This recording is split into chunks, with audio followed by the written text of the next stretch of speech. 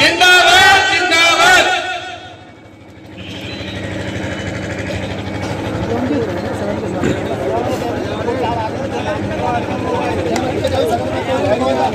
अब तुम इधर उठ जाओ थोड़ा सा, हमको दिखाई नहीं देता। यही तो मैं दिखाऊंगा चैनल पे। ये तो लाइव चला।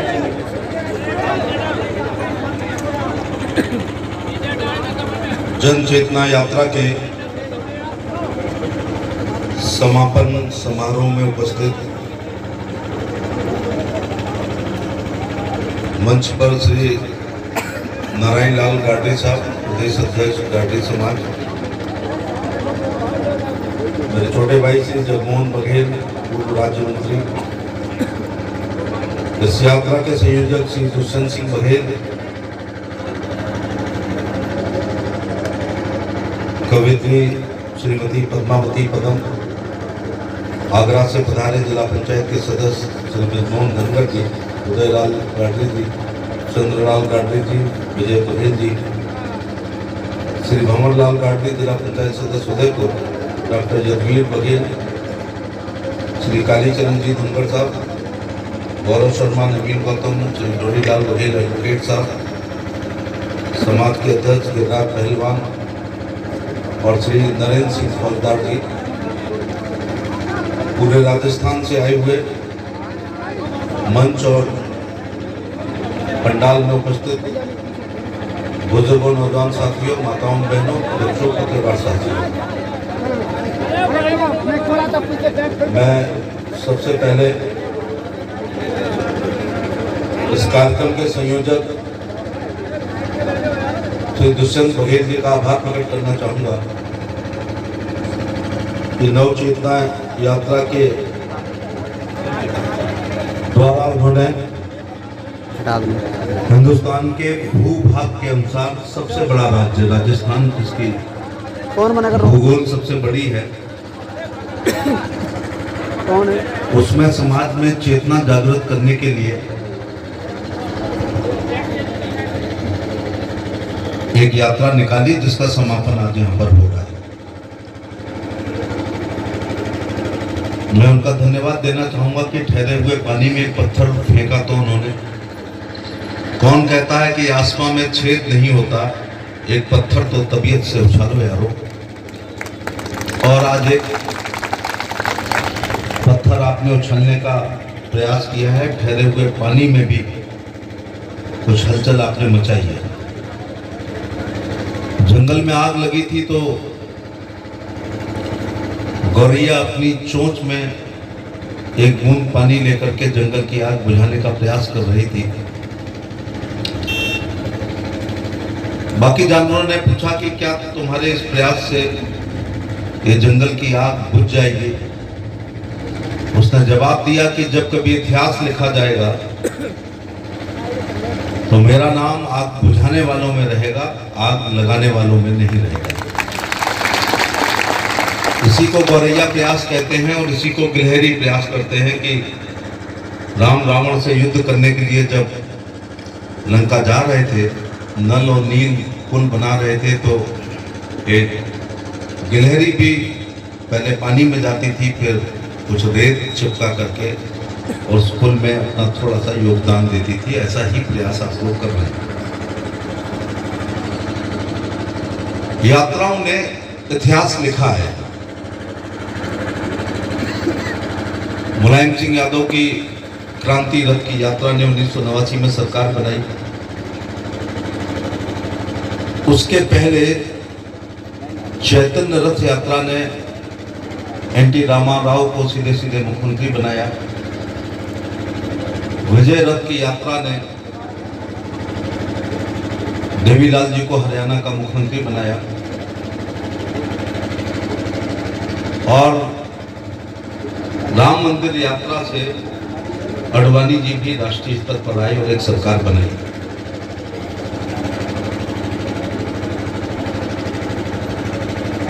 यात्रा हो या जयंतियां हो, इनसे जागृति पैदा होती है। जागृति से सोच बदलती है, सोच से संघर्ष करने की क्षमता आती है, संघर्षों से सत्ताएं मिलती हैं, सत्ताओं से इतिहास बनता है और इतिहास फिर पढ़ा लिखा समझा और सराहा जाता है।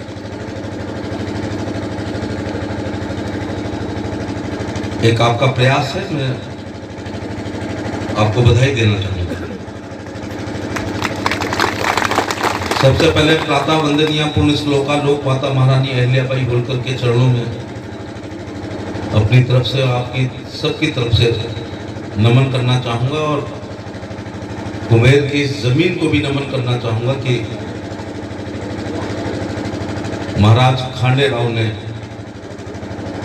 4 महीने तक इस कुमेर को घेर के रखा था और 2-2 हाथ उस समय के राजाओं से किया। छल से वो मारे गए और ये छल आज भी जारी है। लम्हों ने खता की और सदियों ने सजा पाई। एक गोरे ने इतिहास को बदल दिया। हालांकि वंश का अंत नहीं हुआ। मल्हारराव होलकर के बेटे खांडे राव यही मारे गए। सामने छतरी है, मैं यहां से उनके चरणों में प्रणाम करना चाहूंगा। हम सबके लिए वो एक केदारनाथ है, बद्रीनाथ है, अमरनाथ की यात्रा ना कर पाओ तो खांडे राव की छतरी पर चले जाओ। 30-32 साल की उम्र में इतनी वीरता का परिचय हिंदुस्तान के इतिहास में कम लोगों ने दिया है। पुर्तगालियों को हराया, जिन्होंने हिंदुस्तान के एक बड़े हिस्से में राज किया है। गोवा तो देश की आजाद 47 में हुआ है। गोवा जाकर के 56-59 में जाके या 60 के दशक में आजाद हुआ पुर्तगालियों से। निजाम जो अपना बंटवारे के समय अपना देश घोषित करना चाहता था, उस निजाम को भी खांडे राव ने हराया। 3 दिन दिल्ली पर भी खांडे राव का राज हुआ। सफदरजंग डर के मारे भाग गया था। कर्नल टॉड को मैंने पढ़ा तो वो कह रहे थे कि दिल्ली में 3 दिन तक बूढ़े, लंगड़े, लूले और कुत्ते थे, बाकी तो सब भाग गए थे।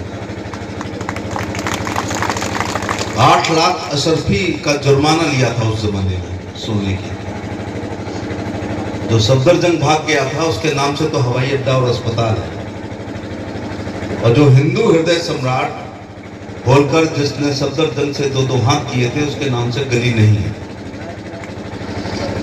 क्योंकि इतिहास शुरू में कुछ वामपंथियों के हाथ में रहा या कांग्रेसियों के हाथ में रहा। वो राणा प्रताप को महान नहीं लिखते हैं, लेकिन अशोक को लिखते हैं, जिसने हिंदू धर्म का सबसे बड़ा नुकसान किया, पूरे देश को बुद्ध बनाने का काम किया, बौद्ध धर्म का पालन करने का काम किया। उस अशोक को भी महान कहा जाता है, लेकिन शिवाजी को महान नहीं कहा गया। इतिहास करवट लेता है। कितनी भी धूल डालो, वक्त की आंधियां उस धूल को हटाती हैं और हीरे हमेशा चमक करके बाहर आते हैं। जैसे कह रहे थे संचालक कि इस देश में बहुत रानियां, महारानियां, पटरानियां हुई हैं, लेकिन हिंदुस्तान की किसी रानी के नाम के आगे प्रातः वंदनीय पुण्य श्लोका लोक माता महारानी अहिल्याबाई होलकर कहा गया है, तो हमारी दादी नानी अहिल्याबाई होलकर के आगे है।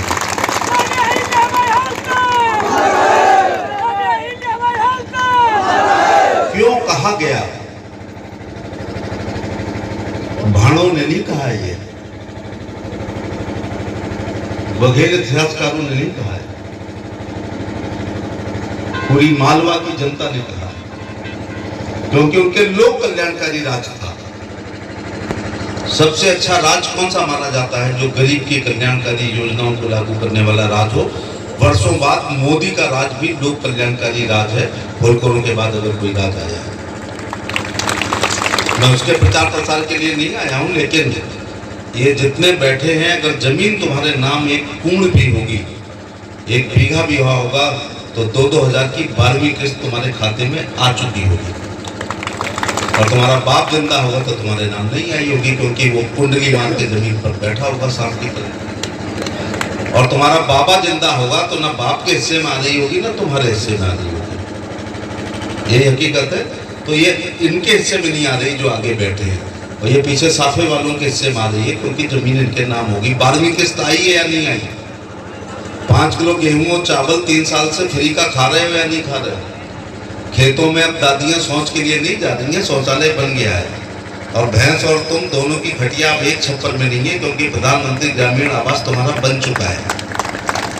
इलाज के अभाव में अब एड़ी रगड़ के नहीं मर रहे होगे। 5 लाख का आयुष्मान कार्ड से इलाज भी हो रहा होगा। विधवाएं होंगी तो 1000 रुपए की पेंशन आ रही होगी, और विकलांग होगा तो 1000 की पेंशन आ रही होगी, और सीनियर सिटीजन वृद्ध होगा तो 1000 की उसकी भी पेंशन आ रही होगी। इस मंच के बराबर जमीन होगी तो 24,000 रुपए आ चुके होंगे। और आज मैं कहना चाहता हूं कि जब तक गंगा जमुना में पानी रहेगा, ये किसान सम्मान निधि कोई माई का लाल कभी खत्म नहीं कर पाएगा, क्योंकि यह देश कश्मीर से लेकर कन्याकुमारी तक किसानों का देश है। देश की खुशहाली का रास्ता खेत खलिहान से जाता है, लेकिन मैंने थोड़ा सा परिवर्तन किया है कि अब देश की खुशहाली का रास्ता लघु और कुटीर उद्योगों से होकर के भी जाता है। इसलिए थोड़ा व्यापार की तरफ भी आने का प्रयास करो। सत्ता वो चाबी है जिससे दुनिया का हर ताला खुलता है, और जब से 6 चुनाव जीता हूं बहुत ताले खोल दिए हैं, जंग लगे हुए भी ताले खोल दिए। लेकिन मैं अब कहना चाहूंगा कि शिक्षा वो चाबी है जिससे भी ताले खुलते हैं। सत्ताओं से ताले क्षणिक खुलते हैं, लेकिन शिक्षा से स्थायी रूप से ताले खुलते हैं। मुझे दुख के साथ कहना पड़ रहा है कि बहुत बुरा हाल है आपके राज्य में शिक्षा का। आपके यहाँ सत्ता से भी आप दूर हो और शिक्षा से भी दूर हो। चीख चीख के भाषण देने से कुछ नहीं होता है।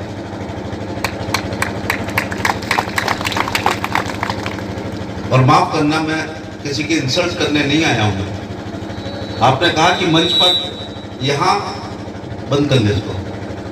यहाँ मंच और सभागार में बैठे हुए सभी भिखारी लोग हैं, हाथ में कटोरा है, देने वाला एक ही नहीं बैठा है। जंगल में मोर नाचा किसने देखा? और आपकी बुद्धि पे भी तरस आता है। आज का कार्यक्रम या तो खांडे राव की छतरी पे होता है। आपने खांडे राव को माध्यम बना के अगर किया है तो जैसे 5 किलोमीटर दूर हो तो 20 किलोमीटर दूर कुम्हेर में कर लेते, अथवा 30 किलो 40 किलोमीटर दूर भरतपुर में कर लेते। लोग आते जाते, जिंदाबाद होती, मुर्दाबाद होती, पोस्टर लगते, झंडे लगते, बैनर लगते, गाड़ी आती, समापन होता, जाते। आज कुम्हेर में क्या 100 गांव के लोग सामान खरीदने नहीं आए होंगे? क्या भरतपुर में 500 गांव के लोग नहीं होंगे? आपका कार्यक्रम वहां होता तो ये 500 गांव के लोग छोटा सा सवाल पूछते, क्या हो रहा है यार, कौन लोग हैं ये साफा बांधे कहां से आ रहे हैं, ये बैनर किसके हैं, पढ़ते। तो एक बंद बाउंड्री के अंदर गढ़ पंचायत हो रही है नहीं हो रही? अगर आपने खांडे राव जी की श्रद्धांजलि में सभा की है तो या तो छतरी पे करते, जब 10 किलोमीटर दूर कर रहे हो तो 20 किलोमीटर दूर करते, तो लोग, शहर के लोग देखते, तो पत्रकार भी आते, बोला हलचल मचती है नहीं मचती। इतने लोग जब निकलते, लोग पूछते ये कहां से आ रहे हैं, क्यों आ रहे हैं, क्या हुआ था, तो आपका प्रचार होता या नहीं होता? दूसरा, जो ये मारवाड़ से आए कह रहे हैं कि कोई भी नहीं आया है। भारतीय जनता पार्टी की प्रदेश कार्य समिति, जो राष्ट्रीय कार्य समिति के बाद सबसे बड़ा कार्यक्रम होता है, वो झुंझुनू में हो रहा है। आपकी वजह से नहीं उन्हें लगाई है, उनकी तारीख आई होगी 10-12 दिन पहले, और आप चेतना यात्रा पहले से चला रहे हो, इसलिए कोई नहीं है। यहाँ तो जिला अध्यक्ष भी नहीं होगा भारतीय जनता पार्टी का, क्योंकि वो भी वहीं पे होगा। मैं भी एक कार्यकर्ता हूँ राजनीतिक, इसलिए आज पूरा मंच नहीं है, वो लोग नहीं है जितने आपने बुलाए थे।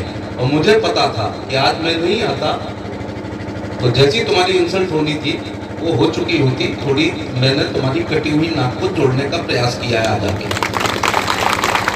थोड़ा कह पाओगे आप कि नहीं हमारे पैसे वसूल, यात्रा वसूल, हमारी मेहनत वसूल। मैं ये नहीं कह रहा हूँ मैं बहुत बड़ा नेता हूँ, लेकिन माफ करना, ये साफे बांधना, मंच माला पहनाना, एक दूसरे को शॉल पहनाना, इसके लिए नहीं सम्मेलन होते हैं। सम्मेलन होते हैं कि सम्मेलन में तय क्या होगा, सम्मेलन इसलिए होते हैं, मैसेज क्या गया सम्मेलन में, वो 2 लाइन के भाषण से कुछ नहीं होता। सम्मेलन में ये होता, आज एक भी व्यक्ति को यदि मैं राजनीतिक बनाने में सफल हुआ, अगर एक भी लड़के को मैं शिक्षा के प्रति पढ़ने के लिए जागरूक करने में सफल हुआ, या एक भी व्यक्ति को पढ़ाने के प्रति में जिज्ञासा पैदा करने में सफल हुआ, तो मेरा आगरा से मैं आज झांसी से, मैं दिल्ली से आगरा, आगरा से झांसी, झांसी से दतिया, दतिया से झांसी, झांसी से आगरा, आगरा से कुमेर, कुमेर से आगरा, इतना कर रहा हूँ। और आगरा में भी मैं इसलिए जाना है कि भागवत है जिसके समापन में मुझे जाना ही है। चुनाव वही लोग जिताते हैं। तुम तो न जलेसर में आते हो, दोबारा लड़ा तो जलेसर नहीं आते हो, तिबारा लड़ा तो जलेसर नहीं आए, चौथी बार फिरोजाबाद अखिलेश से जूझा तो नहीं आए, अगली बार उसकी बीबी डिम्पल सर एक हाथ से क्या होता है, हाथ उठा रहा है। ये तो और भी इंसल्ट है अगर एक हाथ उठाए या 10 हाथ उठे। यहाँ कोई आम आदमी आए हुए हैं, आज वो लोग आए हैं जिनको समाज के प्रति जागृति है। तो तुम्हारे मौलिक अधिकार बहुत हैं। जैसी पुलिस घुसेगी तुम्हारे घर में, मेरे घर आ जाओगे। कुछ मौलिक कर्तव्य भी तो होते हैं। क्या मीठे मीठा सब सुनने के लिए आए हो? फिर कुछ ने बहाना बनाया होगा, अरे आप समाजवादी पार्टी से लड़ते हो, हम कैसे आ सकते हैं, हम तो बहुत बड़े नेता हैं अपनी पार्टी के। तो मैं तुम्हारी पार्टी है तो भाजपा से भी लड़ लिया 4 चुनाव 5, बोलो इसमें आ जाते। कुछ कांग्रेसी बैठे होंगे, उसमें ना लड़ना है ना कभी जाना है। मैं बीएसपी से भी लड़ लिया तो बीएसपी वाले आ जाते बगैर, सपा से लड़ा सपा वाले आ जाते, भाजपा से लड़ा तो भाजपा। हमने तो तुमको हर बार मौका दिया है। फिर मैं सरपंची थोड़े लड़ता हूँ, कब लड़ी कब खत्म हो गई। मैं 96 लोकसभा लड़ा, फिर 98 लोकसभा लड़ा, फिर 99 लोकसभा लड़ा, फिर 2004 लोकसभा लड़ा, जीता भी 98, 99, 2004, फिर 2009 में अखिलेश से लड़ा। हिंदुस्तान को पता चल गया इनको छोड़ के। फिर 2009 में 6 महीने बाद फिर डिम्पल यादव से लड़ा, सबको पता चल गया, देश के कैमरे नहीं रहते हैं। इसके बाद 2014 में उसके भाई अक्षय यादव से लड़ा, फिर 2017 में टुंडला लड़ा, फिर 2019 में आगरा लोकसभा लड़ा। 1.5 घंटे में हम आ गए तो 1.5 घंटे में तुम भी आ जाते। मेरे पास तो आज 1 दिन था, तुम्हारे पास तो 30 दिन थे, कभी भी आ जाते। मीठे मीठा सुनना चाहते हो? इसके बाद फिर अभी करहल से 2 हाथ अखिलेश से करके आया हूं। तुम्हारी शकल का वहां कोई वोट नहीं है, लेकिन तुम चौक चौराहे पर बैठ के ये साफे बांध के बड़ी बड़ी मूछों वालों अगर वहां बैठ के चाय पी रहे होते तो एक दबाव पड़ता कि देश भर का बघेल चुनाव लड़ाने आया है, नहीं हार रहा है। और वहां का बघेल जो थोड़ा निष्क्रिय होता वो सक्रिय हो जाता। कोई तुम्हारी शक्ल का वोट नहीं है वहां। बाराती क्यों जाते हैं? तो दूल्हा अकेला चला जाए करेगा, बारात शादी करके आ जाए करेगा। कैसा लग रहा है आपको ये? और यहाँ आम आदमी नहीं बैठे हैं। अधिकार बहुत है आपके। जन चेतना यात्रा में आओ, बोकोली में सम्मेलन है आओ, लोधामई में सम्मेलन है आओ, अस्ताबल में सम्मेलन है आओ, झीलरा में सम्मेलन है आओ, अहिल्याबाई होलकर की जयंती है आओ, इलेक्शन में आओ, सब जगह आया। सैको बोला में तुमने बुलाया आओ, भरतपुर में आओ, मनिया में आओ, राजाखेड़ा में आओ। मेरी तो 100% हाजिरी है। जरा तुम अपनी हाजिरी देखो तुम्हारी कितनी परसेंट है। देश भर का यादव अखिलेश यादव को लड़ाने आया था और अब देश भर का मैनपुरी फिर लड़ाने आएगा। इसीलिए ना तुम्हारा खाता खुला है और मुझे उम्मीद नहीं है कि बहुत जल्दी खुलेगा, जिस स्वभाव के तुम लोग चीख चीख के क्या कह रहे हो? ये है हम इतने लाख हैं, इतने हजार हैं। एक अभी कोई कह रहे थे कि हम 70,000 एक विधानसभा में, तुम्हारी विधानसभा ही 2 लाख की है, तो हमारे अनुसार तुम 1.5 लाख हो। 1.5 लाख में क्यों कटोरा लेके घूम रहे हो? अपना चुनाव चिन्ह तय कर लो, लड़ लो, 90% वोट डाल दो। नौकरियां है नहीं तुम्हारे पास, या तो जीत जाओगे या अगली बार चांदी की तस्तरी में रख के किसी पार्टी की टिकट आ जाएगी। क्यों ये बकवास कर रहे हो यहाँ पर आप? मेवाड़ में हम 40,000 इस विधानसभा पे, हम 70,000 इस विधानसभा। हिसाब तो देना फिर, 17 विधानसभा का हिसाब दे। मरे हुए लोगों की कोई गिनती नहीं होती। हाँ तुम यहाँ चीख रहे हो, ऐसा कह के तुम अपनी इंसल्ट और कर रहे हो। हमारे यहाँ जब 40,000 वोट होते हैं ना, या तो टिकट पा जाते हैं या हमारे बिना मर्जी नहीं होती, अगले चुनाव में पा जाते हैं। तुम अपना हिसाब दो, मैं अपना हिसाब देने आया हूं। ऐसा ही हाल वहां पे था।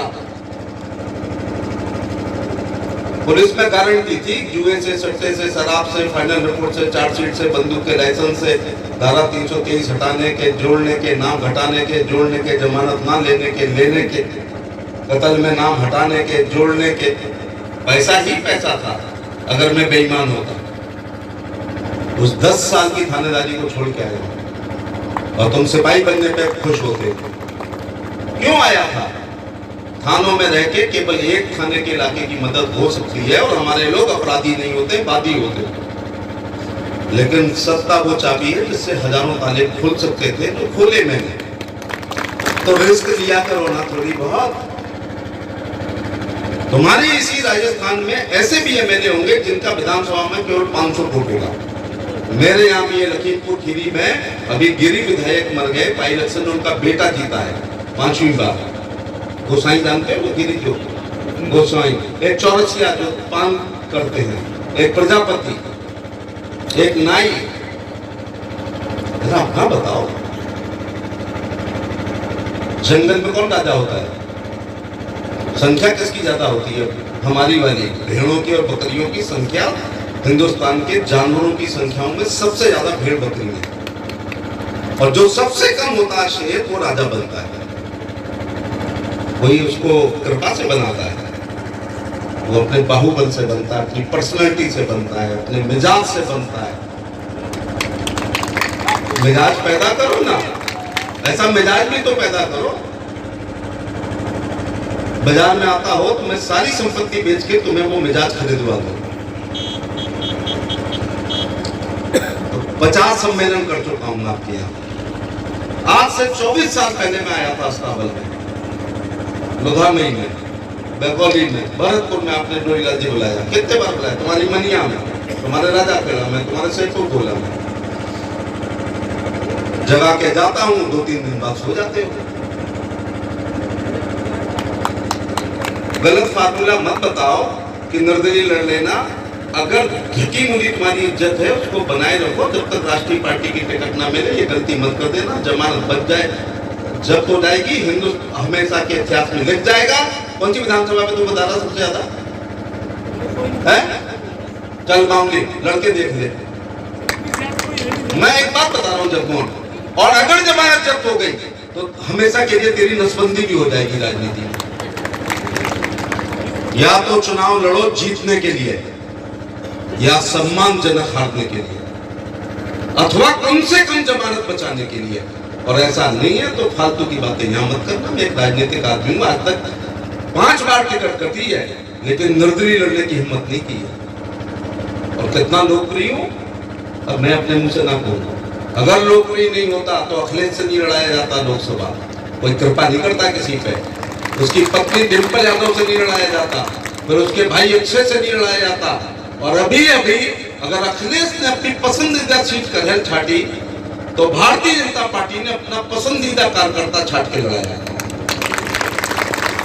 इससे ज्यादा तुम्हारी इज्जत को क्या बढ़ाऊं? 2 बटन खुली थी राजस्थान में, नहीं खुली थी जिस दिन अनाउंस हुआ था कि मैं लड़ रहा हूं। तुम अपना पूरे राज्य का हिसाब दो, और मैं केवल आगरा का देने आया हूं। ऐसा ही हाल था वहां पर 1993 तक। सबसे बड़ा पदाधिकारी बंगाली भल बघेल चेयरमैन अकमालपुर रहे थे। कांग्रेस का जमाना था, कस्बे में हमारे वोट ओनली 1। आज क्या क्या है वहां पर? 6-7 सदन होते हैं। लोकसभा एसपी सिंह बघेल, एक बार नहीं 4 बार। राज्यसभा एसपी सिंह बघेल, विधानसभा एसपी सिंह बघेल अकेला नहीं, किशन लाल बघेल भी। विधान परिषद एसपी सिंह बघेल नहीं, प्रताप सिंह बघेल। और विधान परिषद सुंदर सिंह बघेल। लखनऊ में मंत्री मैं अकेला नहीं, किशन लाल भी। और दिल्ली में मैं मंत्री। जिला पंचायत अध्यक्ष आगरा समाज पे, जिला पंचायत अध्यक्ष हाथरस समाज के पास, जिला पंचायत कह रहा हूँ, वार्ड नहीं कह रहा हूँ। ब्लॉक प्रमुख फतेहाबाद में राकेश बघेल, मेरा भतीजा गुड्डू बघेल टुंडला में, और हसाइन में छत्रपाल सिंह बघेल। तो लोकसभा हो गई, राज्यसभा हो गई, विधानसभा हो गई, विधान परिषद हो गई, जिला पंचायत हो गई, ब्लॉक प्रमुख हो गए, नगर पालिकाओं पे आ जाओ। एतमादपुर की नगर पालिका परिषद पर 3 बार से लगातार जीत रहे हैं हम लोग। जरा अपना हिसाब बताओ ना, 40,000, 70,000, 80,000, कुछ बोलो। सोते हुए बच्चे को तो दूध भी नहीं पिलाया जाता है, सुबह देखेंगे। एक माँ भी अपने बच्चे को तब तक दूध नहीं पिलाती है जब तक वो दबाव नहीं बनाता है। जैसे ही वो रोता है तो सबसे पहले झुंझुना पकड़ा दिया जाता है, और बेवकूफ टाइप के बच्चे झुंझुना बजा के चुप हो जाते हैं। इसके बाद बच्चा रोता है तो दूध की बोतल दी जाती है, और उसके बाद भी जब लगातार रोता है तब डॉक्टर के पास ले जाया जाता है कि कहीं इसके पेट में दर्द तो नहीं है। तो एक सगी माँ अपने सगे नवजात शिशु के साथ दबाव की राजनीति मानती है, तो बिना दबाव के आपको भी कुछ, और ये दबाव बनाया आज आपने। गवर्नमेंट की बात नहीं कर रहा हूँ फौजदार साहब, मैं यहाँ 2 घंटे दे रहा हूँ ना, 2:30 बजे से 4:30। अगर 2 घंटे में एतमादपुर, टुंडला, दिलेसर, सादाबाद, निदौली, महारारा, मिरेची, आगरा, हरी पर्वत चौराहे कहीं खड़ा हो जाऊँ, 2 घंटे खड़ा होना पड़ेगा। कितने लोग अपनी कार रोक के, मोटरसाइकिल रोक के, साइकिल रोक करके मेरे से हाथ मिला के हालचाल पूछ के जाएंगे, जितना तुम्हारी जन नव चेतना यात्रा के समापन में आए। अच्छा था तुमने भरतपुर को कुम्हेर नहीं किया, और अच्छा था आज भारतीय जनता पार्टी के नेता नहीं आए। ये तुम्हारे फायदेमंद का सौदा है। राजस्थान का दौरा कर रहे हो और मालपुआ अगर यहाँ हो रहे होते, कोई भागवत का भंडारा हो रहा होता, कोई 13वीं हो रही होती, कोई सगाई हो रही होती, तो ऐसा लगता कि चारों तरफ से अटैक हो गया हो। तो मैं नहीं कहूंगा तो कौन कहेगा? आपने कहा बीजेपी के लोग नहीं आए, क्या करके, ये देख करके क्या करते? मैं अपनी बात नहीं कर रहा हूँ। इतने ही लोग, अगर मैं 2 घंटे खड़ा हो जाऊंगा कहीं पर, तो इतने लोग हालचाल पूछेंगे। अब सम्मेलन होगा तो रुकेंगे, सम्मेलन में इतनी संख्या हाथ जरूर बुलाएगी। आगे क्या हो गया, नेता कैसे बढ़े? नेता एमएलए एमपी नहीं होते हैं। नेता वो होता है जो पान की दुकान पे खड़ा हो जाए तो 4 लोग उसे नमस्ते करें और पान खाने को पूछें और पैसे न देने दें। तो अपने आप पे खुश हो रहे हो कि नारा लगाओ जयपुर तक। तुम्हारा नारा तो कुम्हेर तक नहीं पहुंचेगा, जयपुर तक क्या पहुंचाने के लिए आए? चाहे यात्रा ना करते, लेकिन एक सम्मेलन ठोको, ठोक पाओ तो जयपुर में ठोको, ठोक पाओ तो जयपुर में ठोको, जहां पर अखबार में छपेगा। मुझे नहीं लगता कल 4 लाइनें भी आएंगी।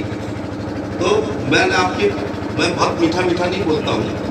कहो तो मैं तुम्हें चुपड़ के जाऊँ, जैसे तुम मुझे चुपड़ रहे थे, बहुत सारा स्वागत कर रहे थे, मैं भी तुम्हारा कर दूँ। मैं पुनेन की गोलियां लेके आता हूँ, ठीक है ना भाई?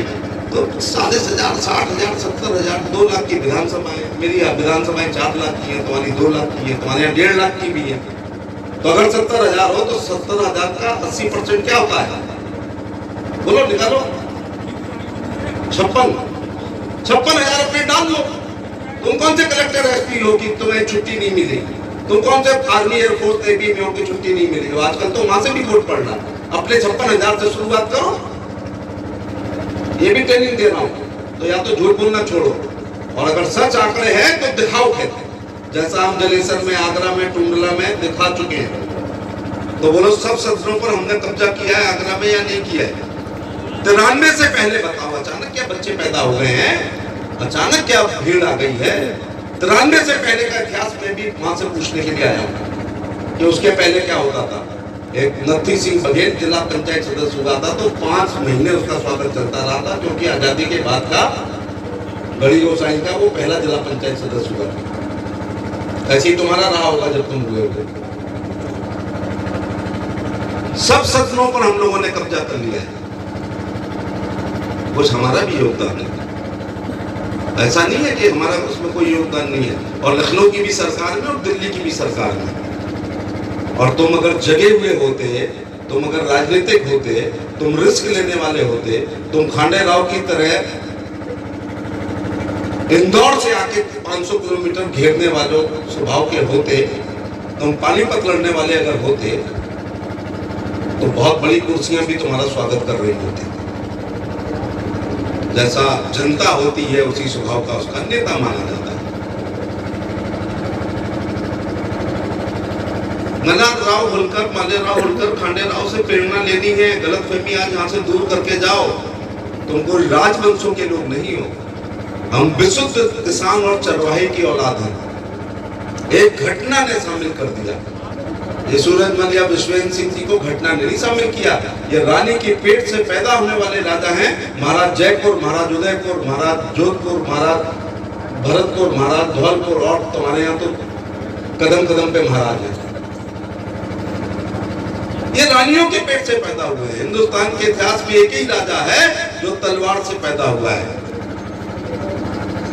एक घटना ने हमको, बस सौभाग्य हमारा कि होलकर के वंश में हम पैदा हुए हैं या वो हमारे वंश में पैदा हुए हैं, बस यही है। एक बच्चा भेड़ें चरा रहा था, एक सेनापति की टोली जा रही थी। बच्चा आज की भाषा में राष्ट्रवादी था। बच्चे को गुस्सा आया, उसने एक पत्थर लिया, फेंक के मारा, सेनापति के सिर में लगा। बच्चे को पकड़ के बुलाया गया, तूने पत्थर क्यों मारा? तो उसने कहा, हमने तुम्हें मुगल समझ के मारा। लगा तो मुगल नहीं है, हम तो पेशवा हैं पूना के, चल माफी मांगा। बच्चे ने कहा, मारा तो मारा, चाहे तुम पेशवा हो या मुगल हो, माफी नहीं मांगूंगा। ऐसा जवाब या तो सिर कटवा देता है या सिर पे ताज रखवा देता है। पेशवा खुश हुआ, उसने कहा फौज में काम करेगा मेरी। बच्चे ने तनख्वाह नहीं पूछी तुम्हारी तरह, रिस्क ली उसने, फौज में शामिल हो गया, भेड़ों को गांव की तरफ हाँक दिया। मैं हमेशा कहता हूं, no risk no gain, high risk high gain. कोई रिस्क नहीं लोगे तो कुछ नहीं पाओगे, और जिंदगी में जितनी बड़ी रिस्क लोगे उतना पाओगे। कागज लेके बड़ा भाग लगाते हो, टिकट 4 बार जयपुर गए, 10,000 खर्च हो गए, छोड़ो ना। बायोडेटा में इतने पैसे खर्च हो गए, जीप का डीजल इतना खर्च हो गया, कौन जाए? इनमें से 90% ने भारतीय जनता पार्टी और कांग्रेस के कार्यालय को नहीं देखा होगा जयपुर में। कहा तो टिकटें क्या आसमान से आएंगे? गलत कह रहा हूं? 90% लोगों ने बीजेपी और कांग्रेस के मुख्यालय को नहीं देखा होगा, जीवन में कभी नहीं गए होंगे। तो टिकट आसमान से आएगी और आके टपक जाएगी आके। जो लोग कम संख्या के लोग टिकट पाते हैं, वो पर्सनैलिटी से भी पाते हैं, पराक्रम से भी पाते हैं और परिक्रमा से भी पाते हैं। तो ना तो पराक्रम करते हो और ना परिक्रमा करते हो। कौन बताएगा? जात का नेता तो कहेगा ही हम इतने लाख हैं। सवाल तब है जब अन्य समाज के लोग आपकी तारीफ करने लगे कि साहब इतनी बड़ी संख्या है और ये छोरा बहुत शानदार है। अब अपने अपने से पूछो, तुम में से कितने लोग हैं जिन्होंने अपने जीवन में विधवाओं की पेंशन करवाई है, विकलांगों के सर्टिफिकेट करवाए हैं, विधवाओं की पेंशन कराई है, मरने पे उसके दाह संस्कार में गए हो, शादियों में आलू छिलवाए हैं जाके, टेंट लगवाया है जाके, बताओ, पूछो ना अपने आप से। तो हर बार हमारी संख्या इतनी है, हमको टिकट दे दो। कितने के आयुष्मान कार्ड बनवाए हैं? सड़क खराब होने पर कितने लोगों ने धरना दिया है? नहर में पानी ना आने पर कितने लोगों ने इंजीनियर के खिलाफ धरना दिया है? बिजली ना आने पर, ट्रांसफार्मर फूकने पर कितने लोगों ने सड़क को जाम किया है? 17 मुकदमे झेल रहा हूं। और आज जिस विधायक को बेचारे को सजा हुई है, वो भी आंदोलन की है। खतौली वाले को हुई, उसको भी आंदोलन की हुई है। और फिरोजाबाद में अजीम को हुई है, उसको भी आंदोलन से सजा हुई है। धरना, रैली, प्रदर्शन नेताओं के आभूषण हैं। आप बताओ ना, मैं मन से भी पूछ रहा हूं, बताओ ना। पुलिस ने अगर जाति की है तो थाने जाकर कहते ना इनकलाब जिंदाबाद, पुलिस प्रशासन मुर्दाबाद। बिना तेल भराई लेके जाता ना विधवा का पेंशन कराने के लिए, वोट पड़ता। इतना नहीं कर रहे हो तो रहने दो, फिर अपना आराम करो। और इनमें से 90% तो वो हैं कि चुनाव से पहले खादी भंडार पे जाते हैं, कुर्ता पैजामा खरीदते हैं, फिर नेताओं के जाते हैं, जिला पंचायत की टिकट दिलाओ, सरपंची की दिलाओ, प्रमुख की दिलाओ, है या नहीं? नया नया कुर्ता पैजामा होता है। खानदानी आदमी वो होता है जो घिसा हुआ सोना पहना है, और ये टुच्चे लोग वो होते हैं जो उसी दिन चमकता हुआ पहन के जाते हैं बारातों में। भैया, अंग्रेजी में कहावत है, give me a fish and I eat for a day, teach me to fish and I eat for a life. एक मछली दे दोगे तो एक दिन खा लेंगे, मछली मारना सिखा दो जिससे जिंदगी भर खा सके। राजस्थान के लोगों में तुम्हें मछली मारने सिखाने के लिए आया हूं कि मारना सीख जाओगे तो रोज खा लोगे, पेट भर लोगे।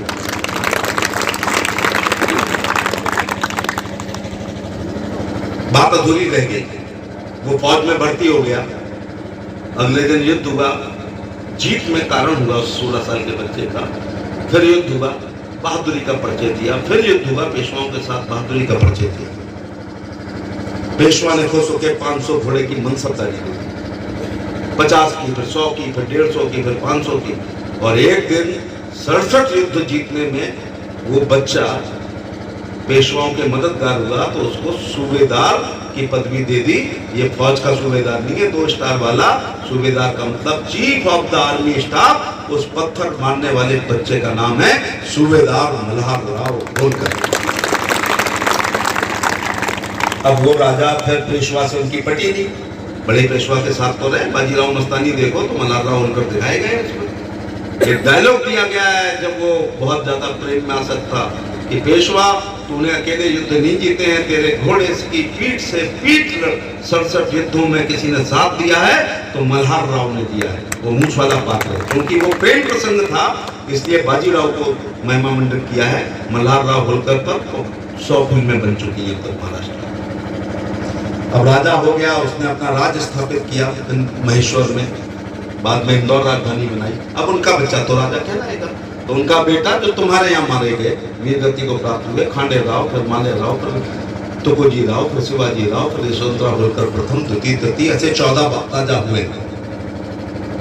मेरे से पहले कुछ आरक्षण की भी बात हुई होगी।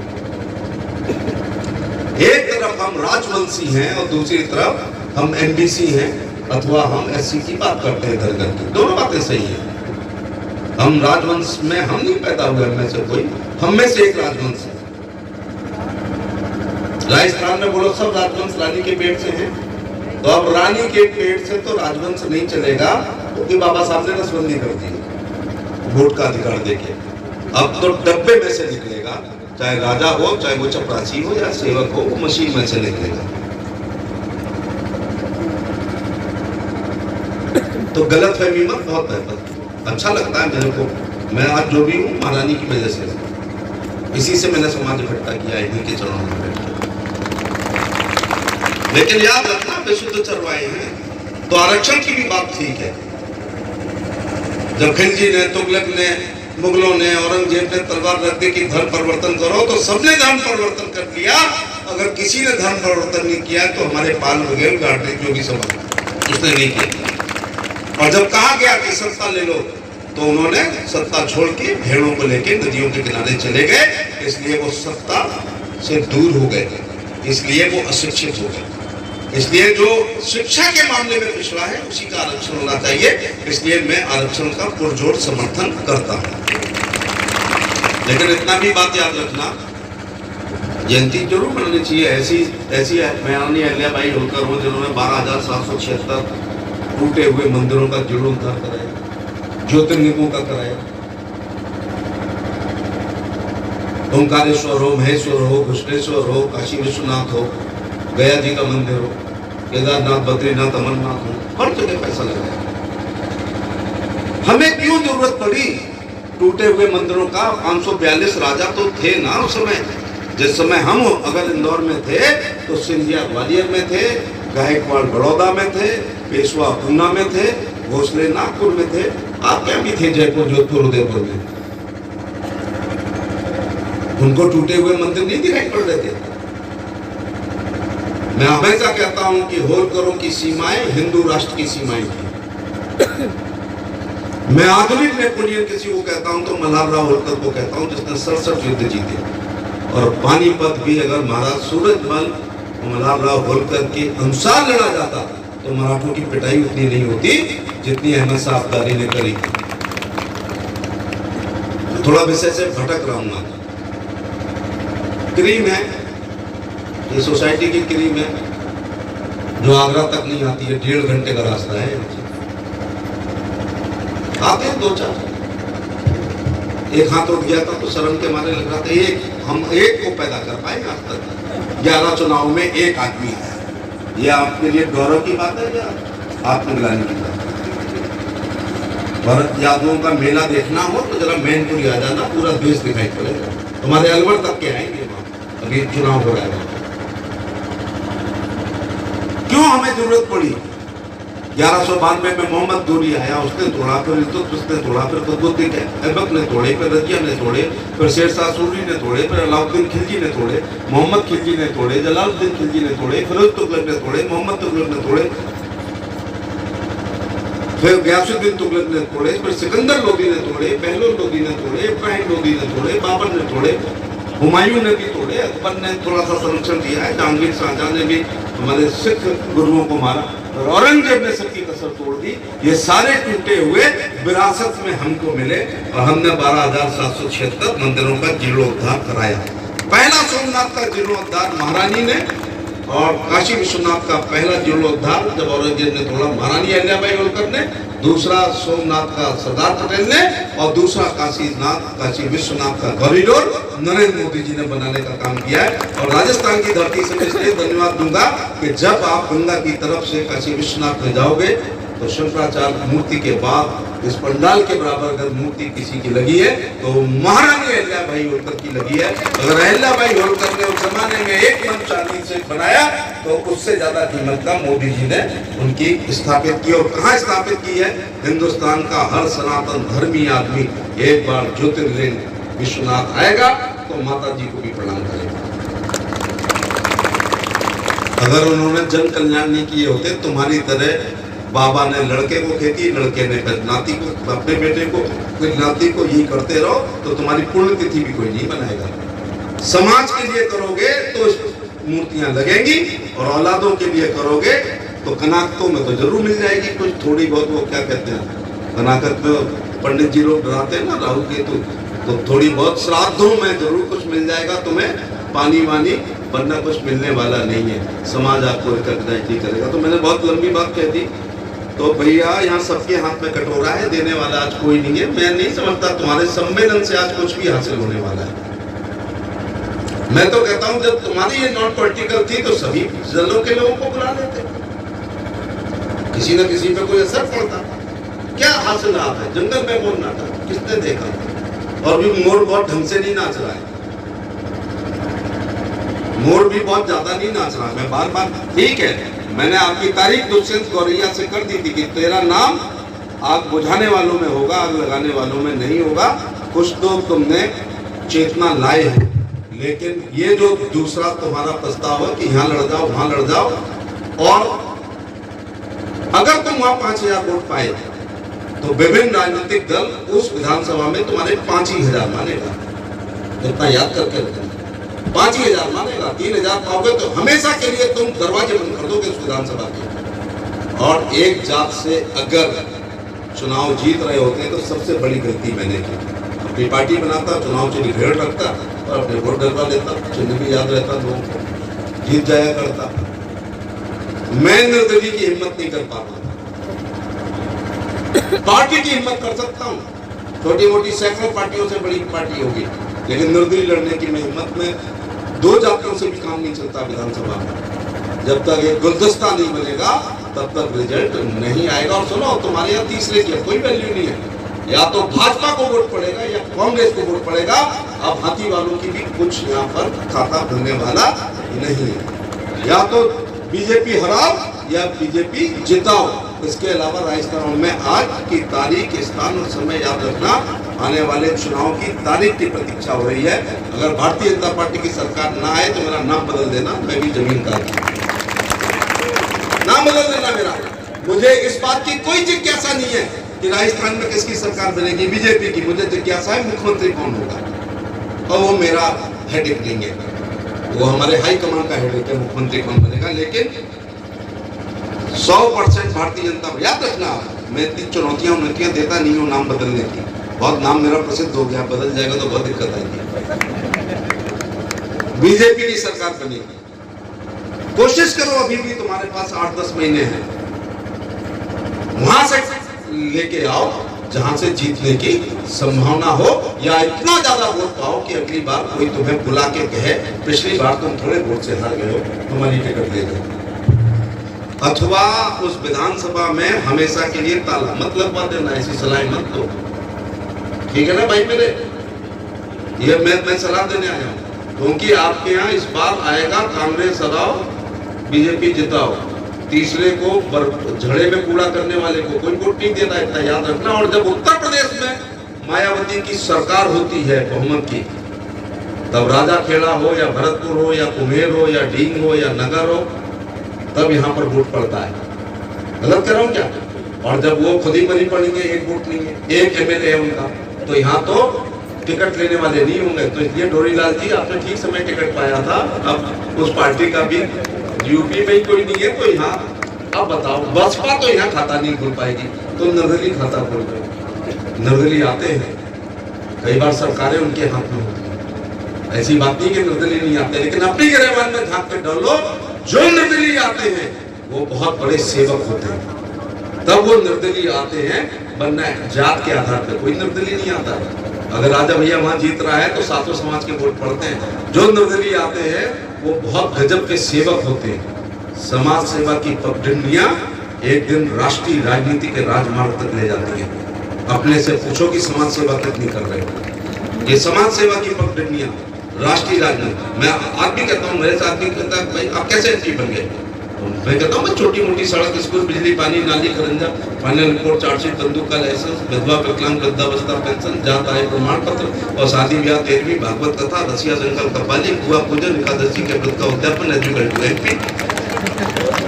अब तुम अपने से तो पूछो ना, लिफाफा देना पड़ता है, डीजल खर्च होता है, कमर में दर्द होता है, शादी अटेंड, तुम्हारे यहाँ भी 10-20 शादियां अटेंड कर चुका हूँ, तुम्हारे यहाँ भी तो आया था जब, आपके यहाँ भी आया था। तो मेरी हाजिरी 100% और तुम्हारी हाजिरी मेरे यहाँ 2%। एक तरफा प्यार नहीं चलेगा। आज मुझे पता था कार्य समिति एक दिन नहीं आएगा, चलो इनकी इज्जत रखने के लिए मैं आया हूँ आज, केवल इज्जत रखने के लिए, वरना गढ़ पंचायती थी ये, पंचायत करके आप यहाँ से विदा होने वाले थे और कुछ नहीं। बस ये कह के मैं अब अपनी बात समाप्त करता हूँ कि ये अच्छी बात है कि हमारा इतिहास से हमें सबक लेना चाहिए। हिंदुस्तान में सबसे सीधी कोई जात है तो हमारी जात है, ईमानदार है कोई हमारी जात है, लेकिन ये सतयुग द्वापर त्रेता में अच्छी बात थी, कलयुग में अच्छी बात नहीं है। अगर कोई बघेल बनने वाला है तो द्वापर सतयुग त्रेता में धर्मराज कहते हैं निकालो जरा इसका हिसाब चंद्रगुप्त, अरे साहब कोई चोरी नहीं, कोई डकैती नहीं, कोई हत्या नहीं, कोई बलात्कार नहीं, अच्छा उड़न खटोला ले जा स्वर्ग में लेके आ। ये कलयुग है, और कलयुग से ज्यादा ये चुनाव युग वाला देश है, जो जितना जिंदाबाद और मुर्दाबाद के नारे लगाना चाहता है, जो जितना धरना रैली प्रदर्शन करना चाहता है, जो जितना तेज है वही राजनीति में। इसलिए आपकी सिधाई, आपकी इस समय अयोग्यता होती जा रही है। मैं आपको डकैत बनाने नहीं आया हूँ, लेकिन राजनीति में थोड़ी सक्रियता लाइएगा। यहाँ नफा नुकसान नहीं होता है, यहाँ तो 100% फायदा होता है या 100% नुकसान होता है। राजनीति में कोई बैलेंस शीट नहीं होती है। इसलिए आरक्षण की बात मैंने कही, लेकिन आज एक बात आपसे पूछने के लिए आया हूँ, तुम्हारे यहाँ जाटो लोग रहते हैं क्या? आपके गांव में जाटो भाई रहते होंगे? मैं एक बात पूछ रहा हूँ कि देश को आजाद हुए 75 साल हुए और 72 साल से आरक्षण है, बाबा साहब द्वारा दिया गया उनको। तुम्हारे यहाँ कई ऐसे हमारे दलित भाई होंगे जिनके घर में पिछले 75 साल में एक चपरासी भी नहीं बना होगा। याद करो अपना गांव, एक चपरासी नहीं बना होगा। कई घर ऐसे होंगे जिनके घर में हर लड़का गजेटेड अफसर बन गया होगा, और बाबा साहब का सर्टिफिकेट आरक्षण का दोनों को बराबर मिला है। लेकिन कई 3 पीढ़ी में चपरासी, चौकीदार, माली, सिपाही नहीं बन पाए, और कई जो होंगे वो अधिकारी हो गए होंगे। दोनों में क्या फर्क है? मैंने कितना छोटा सवाल पूछ रहा हूँ। आरक्षण तो दोनों में बराबर है, शिक्षा का फर्क है। तो अगर आज हम लोग आरक्षण पा भी रहे हैं तो भी हमें एक तरफ अपने आरक्षण की लड़ाई लड़नी है, तो दूसरी तरफ शिक्षा भी, क्योंकि मैंने यहाँ सिद्ध कर दिया है कि मीनाओं में कई परिवार ऐसे होंगे, जाटों में, कोडी समाज में, धोबी में, वाल्मीकि में, अहलिया में, बहेरिया में, कंजर में, धातु में, और भी जो जातियां होंगी, खटीक समाज में, जो 70 साल में एक नौकरी चपरासी नहीं बना होगा, और कई बच्चे सब पा गए होंगे। केवल शिक्षा का फर्क है। एक थोड़ी सी गलती हुई, उसकी सजा पूरा देश पा रहा है। अगर आजादी के साथ समान शिक्षा हो जाती, आगे बढ़ने का तरीका गुड क्वालिटी एजुकेशन का अलावा कोई दूसरा नहीं है। 4:25 हो गई क्या? जरा बता दो। 4-3 हो गई। 4 बजे जारी रखें। अच्छा, अब असली मुद्दे की बात कर रहा हूं कि आगे बढ़ने का तरीका गुड क्वालिटी एजुकेशन के अलावा कोई दूसरा नहीं है। आपने ध्यान दिया, मैंने गुड शब्द क्यों इस्तेमाल किया? बाबा साहब ने कहा था शिक्षित बनो, संगठित रहो, संघर्ष करो। मैं उसमें थोड़ा अमेंडमेंट चाहता हूं कि शिक्षित बनने से काम नहीं चलने वाला है। बाबा साहब ने तब कहा था जब हम 10 साल के बच्चे नंगे घूमते थे, स्कूल नहीं आते थे। अब मैं उसमें कहता हूं quality education, good quality education. Baba Saheb ने कहा था शिक्षित बनो, संगठित रहो, संघर्ष करो। कभी तुम्हारे दिमाग में ये बात आती है कि जब 3 शब्द कहे थे तो इसकी प्राथमिकता क्यों ऐसी रखी? बाबा साहब यूं भी कह सकते थे संघर्ष करो, शिक्षित बनो, संगठित रहो। यूं भी कह सकते थे संगठित बनो, शिक्षित रहो। उन्हें पता था कि शिक्षा को पहले पे लाना पड़ेगा। जब तक समाज शिक्षित नहीं होगा और देश शिक्षित नहीं होगा तब तक संगठित हो ही नहीं सकता, और जब तक संगठित नहीं होगा संघर्ष के रास्ते पर चल ही नहीं सकता। दुनिया में कोई काम अपनी हैसियत से बढ़ के करोगे तो बर्बाद हो जाओगे। दुनिया में एक काम है जिसमें हैसियत घटा दोगे तो आबाद हो जाओगे, वो है अपने बच्चों की अच्छी पढ़ाई पर अपने आप को बर्बाद कर दो। एक दिन सभी कुछ वापस आएगा। मैं थोड़ा रोना रो लूं पहले। देश की आजादी के साथ एक गलती हो गई। हमारे देश को आजाद कराने वाले मोतीलाल नेहरू, जवाहरलाल नेहरू, महात्मा गांधी, बाबा साहब भीमराव अम्बेडकर, सरदार पटेल, ये सब लोग विदेश से बारहटला करके आए। इसका मतलब इनको पता था कि भारत में शिक्षा उतनी अच्छी नहीं है जितनी विदेश में। तो जब वापस आए और सरकार उनके हाथ में आ गई तो क्वालिटी एजुकेशन को क्यों नहीं किया? हम जा सकते हैं बाहर, लेकिन तो हमारे बच्चों को तो न जाना पड़ेगा। एक गलती हो गई। अगर समान शिक्षा कर देते, कॉमन एजुकेशन, मैं इसको यूं कहता हूं कि अगर समान शिक्षा हो जाती, प्रथम राष्ट्रपति डॉक्टर राजेंद्र प्रसाद जी का नाती और राष्ट्रपति भवन के चपरासी का लड़का, दिल्ली के पुलिस कमिश्नर का और सिपाही का लड़का, और मंत्री का और संतरी का लड़का, और नगर सेवक और भिखारी का लड़का एक ही कमरे के नीचे एक ही सिलेबस पढ़ रहा होता तो यहाँ भी 50 लोग कलेक्टर एसपी के बाप बैठे होते। और जब से वैश्वीकरण, उदारीकरण और निजीकरण हुआ, दुनिया वसुधैव कुटुंबक हो गई है। आप अपने मोबाइल से कैम्ब्रिज, हार्वर्ड और ऑक्सफोर्ड के विश्वविद्यालय में एडमिशन ले सकते हो और कोरोना में पढ़ भी सकते हो, फीस भी जमा कर सकते हो। ये पहले प्रकार के विश्वविद्यालय। अब मैं इनको पहला कह रहा हूं, मुझे शर्म आ रही है। हमारे शिक्षा मंत्री ने सदन में कहा कि भारत का एक आईआईटी विश्व के मापदंड पर 38वें नंबर पे आया है। पूरे लोकसभा के सांसदों ने मेज थपथपाई, मैंने नहीं थपथपाई। मेरे बगल के एमपी ने कहा आपको खुशी दी हुई, मैंने कहा मुझे तो दुख हो रहा है। ये तक्षशिला का देश है, ये विक्रमशिला का देश है, ये नालंदा का देश है, ये शंकराचार्यों का देश है, ये गौतम ऋषि का देश है, ये भारद्वाज ऋषि का देश है, ये अगस्त मुनि का देश है, ये वैज्ञानिक थे सब, ये विश्वामित्र का देश है, ये द्रोणाचार्य का देश है। ये शिक्षा में 38वें नंबर पे आ रहा है। संयोग है कि जिस साल बख्तियार खिलजी नालंदा विश्वविद्यालय को जला रहा था, जिसकी किताबें 3 साल तक जली थी, ये अंग्रेज लोग उसी साल फावड़ा लेकर के ऑक्सफोर्ड की नींव खोद रहे थे। इतने पीछे। अब क्या समझाओ, 90% लोगों को तो यहाँ ऑक्सफोर्ड ही नहीं पता होगा। मान लो वो पहला है। चलो भारत में आते हैं। देहरादून का दूर स्कूल, अजमेर का मेयो कॉलेज, ग्वालियर का सिंधिया स्कूल, नैनीताल का शेरपुर, ये स्टैंडर्ड के हैं। फिर पीटर्स पेटेक, चौल दर्जे, जीडी गोइंका डीपीएस है। फिर तुम्हारे भरतपुर कुम्हेर में कुछ अंग्रेजी पढ़ाने वाले अंग्रेजी नाम रख के नीली लाल टाई लगा करके बसें भेज के पढ़ा रहे होंगे, और लास्ट में सरकारी वाले होते हैं। तो 5वें प्रकार की शिक्षा लोगे तो पहले प्रकार की शिक्षा से कभी कंपटीशन में नहीं जीतोगे। इसलिए क्या करना है, एमएलए बनने से सब हासिल हो जाएगा, सब हो जाएगा एमएलए एमपी बनने से, और हर घर में एक शिक्षित हो जाएगा तो हासिल हो जाएगा या नहीं हो जाएगा। आज की तारीख में अगर राजस्थान में हमारी बिरादरी का कोई मंत्री भी बन जाएगा तो अधिकारी पीएस कौन होना चाहिए, ये इस स्तर का भी आईएएस हमारे पास नहीं है। आप मंत्री, मैंने आपको शपथ दिला रहा हूं, बोलो सेक्रेटरी कहां से आएगा, कोई दूसरा ही लेना पड़ेगा। तुम पे पूरे राज्य में एक आईएएस नहीं है। सरकार चला लोगे?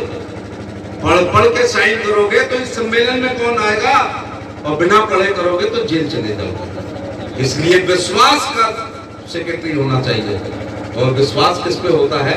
सबसे ज्यादा समाज पे होता है। तुम पे तो एक IAS भी नहीं है जो सेक्रेटरी बन जाए, मंत्री बन भी कर दे। खैर, दूसरी गलती यह हुई कि हम देहातियों को राजस्थान लगा करके कक्षा 6 में अंग्रेजी पढ़ाई गई। बोले ये हुआ या नहीं? याद करो, कक्षा 6 में अंग्रेजी पढ़ाई गई, और जीके तुम्हें कभी नहीं पढ़ाई गई। और आजादी के बाद जो पहला बैच निकला उसमें 2 पेपर अनिवार्य थे, जीके का और एक अंग्रेजी का। लेकिन हम यूपी, MP, बिहार और राजस्थान के हम देहातियों को कक्षा 6 में अंग्रेजी पढ़ाई गई, और हमें जीके कभी नहीं पढ़ाई गई। मैं आपसे कहने के लिए आया हूं, 3 फार्मूले लेके आया हूं।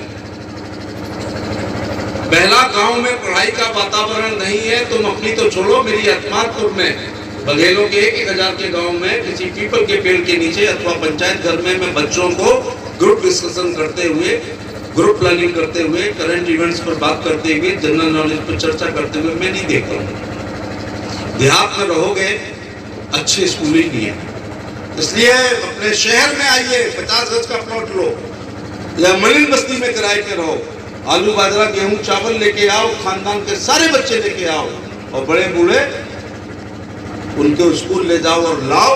12 साल बाद आऊंगा तो आप कहोगे कि आज के भाषण से मेरा बच्चा कलेक्टर SP हुआ है। अगर 12 ऐसा कर लोगे आप तो। दूसरा, 5 साल का बच्चा वाल्मीकि से लेके ब्राह्मण तक समान दिल, दिमाग और फेफड़े को लेके पैदा होते हैं। बाद में कौन कमजोर रहेगा, मैं तो कहता हूँ, मेरे तो इस पे फेसबुक पे डालेंगे, आप गधा कहते हो। कौन गधा रहेगा, कौन खच्चर रहेगा, और कौन घोड़ा बनेगा, या कौन गुड रहेगा, कौन बेटर रहेगा, कौन बेस्ट रहेगा, ये पढ़ाई के स्टैंडर्ड और परिवार के वातावरण से होता है। इसलिए 2 ट्यूशन लगाओ। जब तुम्हारा बच्चा नई कच्ची मिट्टी है, कुम्हार के हाथ में है, जैसा सीख दे देगा, उसको एक गणित की ट्यूशन लगाओ और एक अंग्रेजी की। पूरे राजस्थान में 5 साल के बच्चे को गणित पढ़ाने में 1000 में मिल जाएगा, और 1000 में अंग्रेजी मिल जाएगी। महीने में 2000, गरीब लोग माफ करेंगे। साल में 24,000, और अगर 12 साल ट्यूशन पढ़ोगे तो केवल 2,88,000 तक खर्चा आएगा। जब ये ट्यूशन बढ़ जाएगी तो तुम्हारा बाजरा भी बढ़ जाएगा, गेहूं भी बढ़ जाएगा। 3 लाख रुपए खर्च करके अगर तुमने 12 साल पढ़वा के अपने बच्चे को गणित पढ़वाया तो वो गणितज्ञ बन जाएगा। गणितज्ञ नहीं बना तो जिसकी गणित अच्छी है उसकी फिजिक्स अच्छी होती है, ऐसे बच्चे IIT करेंगे, नहीं तो फिर नालायक ITI करेंगे। IIT और ITI में उतना ही फर्क है जितना कलेक्टर में और चपरासी में होता है। और जिसका गणित अच्छा, उसकी फिजिक्स अच्छी, फिर केमिस्ट्री से डर नहीं लगता। मैं अंग्रेजी का बहुत बड़ा समर्थक नहीं हूँ। या तो लोहिया सफल हो जाते, लोहिया ने कहा अंग्रेजी में काम ना होगा, फिर से देश गुलाम ना होगा, संसोपा ने बांधी गांठ, पिछले पा में 100 में 60, बड़े लोगों की क्या पहचान, गिरपिट अंग्रेजी टाई निशान, साइन बोर्ड पोत दिए। मैकाले को जब भगाया था तो अंग्रेजी को भगा देना चाहिए। तो इंडिया के लोग अंग्रेजी पढ़ते रहे और हम भारत के लोग पीछे होते गए। हमारे आगरा में अभी कोई वजीरपुरा का परिचय दे रहा था। वजीरपुरा में पीटर्स पैट्रिक्स में 4 साल का बच्चा 150 साल पहले अंग्रेजी पढ़ रहा था, और हम देहात के बच्चे कक्षा 6 में पढ़ रहे थे। अंतर हो गया है 7 साल का, 6 साल का अंतर हो गया। बिना एक शब्द अंग्रेजी के रूस, जापान, चाइना, फ्रांस, जर्मनी विकसित राष्ट्र हो गए। हम रानी के गुलामते ही कंफ्यूजन में रहे। या तो अंग्रेजी को भगा देते और नहीं भगा पाए हो तो दुगनी गति से अपनाओ, ये मैं कहने आया हूं। अगर तुम्हारा बच्चा जीके नहीं जानता है और अंग्रेजी नहीं जानता और कंप्यूटर नहीं जानता तो अपनी डिग्री में आग लगे तो चपरासी भी नहीं बनी होगी। अगर आपकी शक्ल थोड़ी सी ठीक हो, थोड़ी सी, और एक बढ़िया सूट पहने हो और फर्राटेदार अंग्रेजी बोलते हो तो 50,000 रुपए महीने की मार्केट की नौकरी केवल अंग्रेजी बोलने से मिलती है। 4 वाक्य नहीं बोल पाओगे जितने यहाँ पर बैठे हो। When Rome do as Romans do, जब रोम में हो तो रोम वासियों की तरफ चलो। अब ये देश में कुत्तों के साथ अंग्रेजी बोली जा रही है। लूसी गो, लूसी सेट, बोलो है या नहीं? और एलिट क्लास की दादियां और नानियां अपने नाती और पोतों के साथ अंग्रेजी में बात करती हैं 15 दिन के बच्चे के साथ। एक बच्चे ने कहा, आपने बहुत देर से ट्यूशन के लिए कहा है, आपने बहुत देर से शहर में आने को कहा है, लेकिन 12 साल बाद रिजल्ट आएगा। मैं यूपी के सिलसिले में, उसने कहा हमारी अखिलेश, मुलायम सिंह और मायावती की सरकार में नकल के कारण हमारी जड़ खराब हो गई है, हमारे लिए कोई फार्मूला है क्या? मैंने कहा तेरे लिए भी फार्मूला है। कॉलेज दो प्रकार के होते हैं, नंबर लाओ तो फ्री सीट पर, और नंबर नहीं है तो पेमेंट सीट पर। ये आगे सब नौजवान बैठे हैं। मेरे भाषण के बाद तो आज झगड़ा होना चाहिए बाप बेटे में। मैंने उस लड़के से पूछा कि हाँ भाई कहाँ का है? उसने कहा फलाने गांव। अरे तेरा गांव तो सड़क पे है, 60 लाख रुपए कच्चे बीघा जमीन है वहां पे। कितनी बीघे जमीन है? 10 बीघे। कितने भाई हो? 2 भाई। अगर 1 बीघा बेच के तेरा बाप तेरा admission MBA, BBA, BCA, MCA, hotel management, engineering और मेडिकल में करा देगा तो कुछ बन जाएगा, तो बिकी हुई 1 बीघे की जगह 10 बीघे खरीद के दे देगा।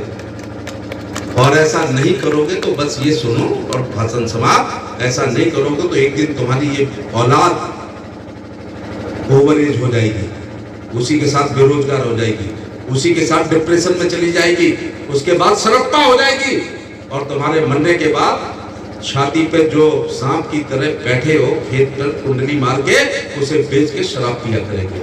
इसलिए बघेलों में तुमसे सोना चांदी हीरे जवाहरात जो भी तुम पे FD दुकान मकान है, तुम्हारे बच्चों का भविष्य बनाने के लिए मांगने हैं। ये जगमोहन रोहीलाल जी, मैंने कब से भाषण देना शुरू किया है, बहुत पहले नहीं बोलता था। जब से मोदी जी की सरकार आई है और मोदी जी ने और योगी जी ने जब से इंटरव्यू समाप्त किए, मैंने तब से ये भाषण देना शुरू किया है। भारत सरकार की नौकरियां आज बच्चों तुम्हारी पोल तुम्हारे बाप के सामने खुलने आ गई और बापों का कंफ्यूजन भी दूर करने आ गई। तुम क्या कहते हो दिन भर? हम तो बहुत पढ़ते हैं, हमें तो कोई लेते ही नहीं है। और बाप कहता हमारा छोरा बहुत होशियार है, कोई लेते ही नहीं है। किस जमाने की बात कर रहा है? भारत सरकार की नौकरियां 4 ग्रुप में होती हैं, group A, group B, group C, group D। A में बहुत कम, B में उससे थोड़ी ज्यादा, C में उससे ज्यादा और D में करोड़ों। नॉन गेस्टेड नौकरियों में अब इंटरव्यू नहीं होगा मोदी के जमाने में, और यूपी में योगी जी के जमाने में, और अगर भाजपा की सरकार यहाँ आ गई तो नॉन गेस्टेड नौकरियों में इंटरव्यू नहीं होंगे। ये जो फायदार लोग खड़े हैं ना सामने, इनके इंटरव्यू नहीं होंगे। रेलवे के ASM का इंटरव्यू नहीं होगा, रेलवे गार्ड का, CRP, BSF, ITB के फायदार का इंटरव्यू नहीं होगा। एक बच्चे ने कहा बहुत देर से अंकल आप इंटरव्यू खत्म होने के महिमा मंडन कर रहे हो। मैंने कहा अपने बाप से पूछना। यहाँ पे भी धरती में कई बैठे होंगे जो हाई स्कूल इंटर की मार्कशीट को मोमिया में मड़वा के रखे होंगे, रोजगार कार्यालय जाते थे, निकले हुए फॉर्म भरते थे, लिखित परीक्षा भी पास करते थे, लेकिन बाप पर नोट नहीं होते थे और बिरादरी पे बड़ा नेता नहीं होता था जो मुख्यमंत्री द्वारा भेजे वाली सूची में तुम्हारा नाम लिखा देता, इसलिए बेरोजगार हो गए। बोले ये हुआ या नहीं हुआ?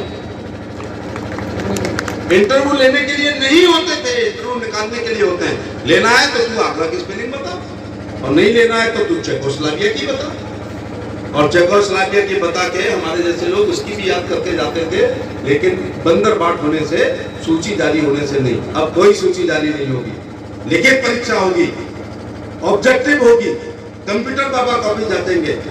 तेरी सिपाही की भर्ती के 5-7 लाख के चक्कर में कोई मंत्री जेल नहीं जाएगा, ना कोई अब अधिकारी जेल जाएगा, कंप्यूटर बाबा कॉपी जांचेंगे।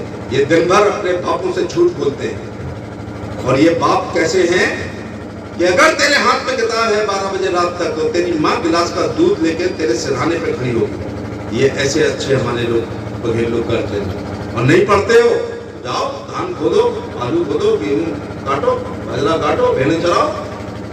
आपने आज तक किसी पढ़ते हुए बच्चे की किताब छुड़वाई है क्या कि चल काम कर, गोबर डाल? बोलो, शर्म आ रही है थोड़ी बहुत? अच्छे दिन कब आएंगे? अच्छे दिन आ गए, तुम दरवाजा नहीं खोल रहे हो। 25 साल से दोपहर का खाना नहीं खाया है, आज भी नहीं खाया है। आज क्या क्या किया है? झांसी से दतिया, दतिया से झांसी, झांसी से आगरा, आगरा से कुमेर, कुमेर से आगरा तक। मैं कोई पत्थर का बना हुआ हूँ? तुम अगर आज भी प्रतियोगिता दर्पण, प्रियंका मंजूषा, कंटेस्टेंट मास्टर, द हिंदू अखबार और अंग्रेजी हिंदी की न्यूज को केवल 8 घंटे कर 2 साल पढ़ लोगे तो बिना इंटरव्यू की 35,000 की नौकरी तेरे घर का दरवाजा खटखटाएगी। अपनी गिरेबान की एक एक बटन खोल के झांको, पूछो अपने आप से कितने घंटे पढ़ते हो, पूछो ना अपने से, और तुम पूछो तुम्हारे छोरे कितने पढ़ते हो। 24 घंटे में 8 घंटे तुम मोबाइल में खर्च करते हो।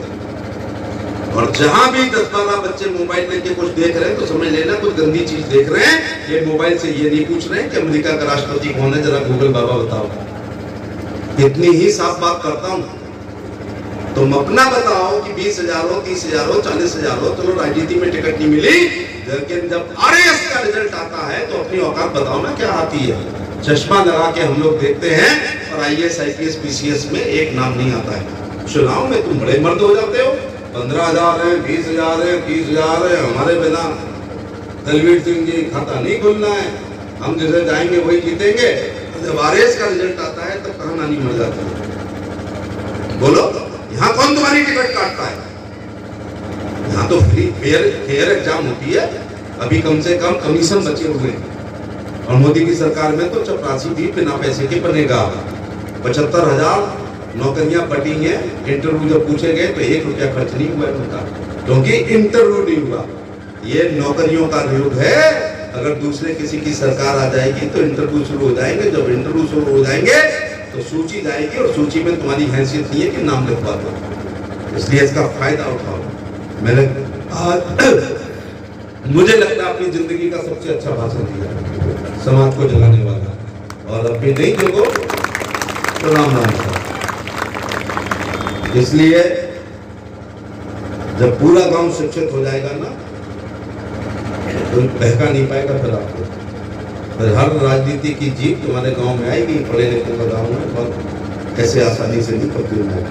बहुत बहुत धन्यवाद। एक बार पुनः मेरी नज़र पड़ रही है खांडेराव होलकर की छतरी पर, उनको प्रणाम करते हुए और आप सबके लिए राजनीतिक और सामाजिक उज्जवल भविष्य की कामना करते हुए अहल्या जी के चरणों में दंडवत होते हुए मैं अपनी बात समाप्त करता हूँ शेर के साथ कि हो गई है पीर पर्वत सी पिघलनी चाहिए और इस हिमालय से कोई गंगा निकलनी चाहिए। और आज ये दीवार पर्दों की तरह हिलने लगी, शर्त लेकिन थी कि ये बुनियाद हिलनी चाहिए। और हर सड़क पर कैसा बघेल चाहिए, हर सड़क पर, हर गली में, हर नगर, हर गांव में हाथ लहराते हुए हर लाश चलनी चाहिए। और सिर्फ हंगामा खड़ा करना मेरा मकसद नहीं, मेरी कोशिश है ये सूरत बदलनी चाहिए। और मेरे सीने में नहीं तो तेरे सीने में सही हो कहीं भी आग, पर ये आग जलनी चाहिए। जय हिंद, जय भारत, जय महारानी भाई अहल्या होलकर और दुष्यंत पटेल और उनकी टीम को बहुत बहुत धन्यवाद कि आज उन्होंने यहाँ पर एक राजनीतिक चेतना लाई है। धन्यवाद।